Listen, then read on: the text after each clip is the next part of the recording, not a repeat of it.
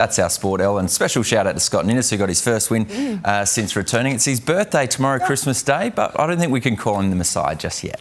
Oh, I think Malcolm Blight firmly holds that title, doesn't he? That's fair. Thank you, Tom. Well, they've been known to wolf down pretty much anything all year round, but vets say Christmas can prove particularly lethal for dogs. Chocolate's a common danger, but even a mince pie or turkey stuffing could send your four-legged friend straight to emergency. All it takes is a split second and your pup can get up to no good. We left an avocado out on the counter and he ate it whole. Christmas became a nightmare a couple of years ago for Moose's owners Neve and Cheyenne when they noticed a change in his behaviour. He was doing a lot of stretching, like big stretches. He tried to go to the toilet a few times and couldn't, and that's when we knew there was a real problem. That problem was a ball lodged so far into his digestive tract that surgery was the only option. When I saw the X-ray, I was shocked because I had no idea what it was. Like, it wasn't a bull that we own. In that moment, thinking that, we could lose him was, absolutely terrifying. They really don't discriminate. They will get into everything. We're talking about Christmas trees, baubles, tinsels. But at this time of year, it's food vets are most concerned about. Avocados, onion, garlic and raisins, even macadamia nuts can prove deadly. So we've all got that one family member or friend that doesn't quite listen. When the feast is out, maybe pop your dog somewhere safe. There's also things that we can do, such as having a treat bowl that's just full of treats for your dog. Cheyenne and Neve are grateful to still have Moose by their side, but they're letting their story be a warning to other dog owners that diligence is key when it comes to pups and food. And Christmas is definitely not the time to let it slide. We need to enjoy Christmas, but our dogs need to enjoy Christmas too. Honey Howe, 7 News. Beaton's back after the break with the latest on the weather, including your New Year's Eve forecast. We're bracing for the coldest Christmas in 17 years. I'll be back with the full forecast live from Glen Osmond Primary.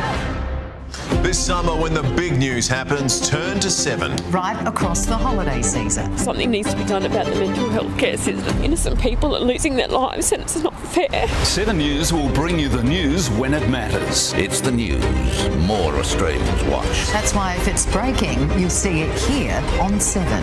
Thousands of visitors every night. Be first to know with 7 News.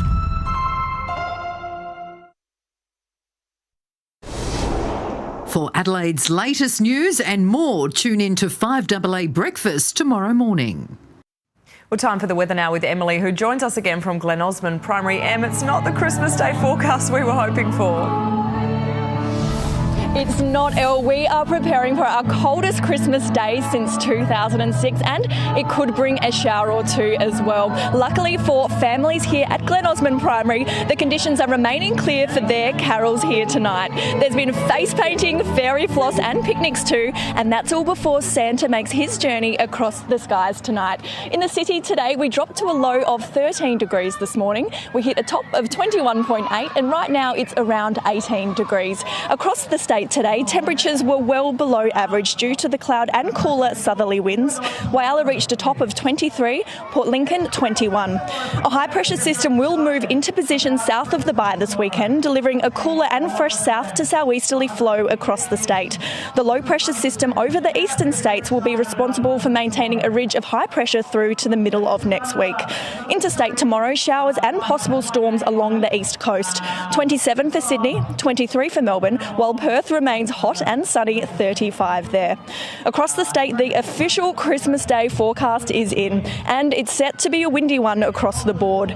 24 in Port Augusta, 23 for Port Pirie. Then further south, the rain is set to hit.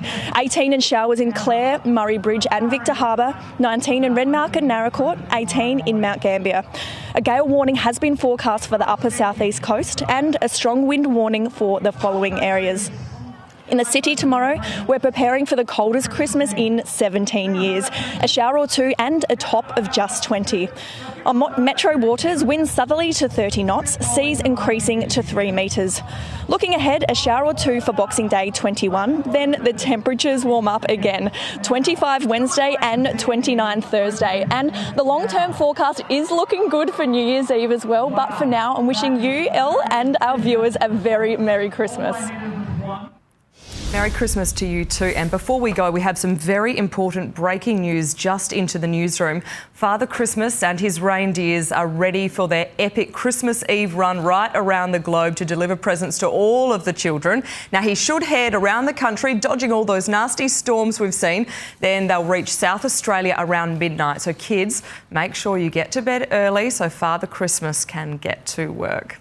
And that's all the news to now. I'll have updates throughout the evening from all of the Adelaide 7 News team. For now, it's good night.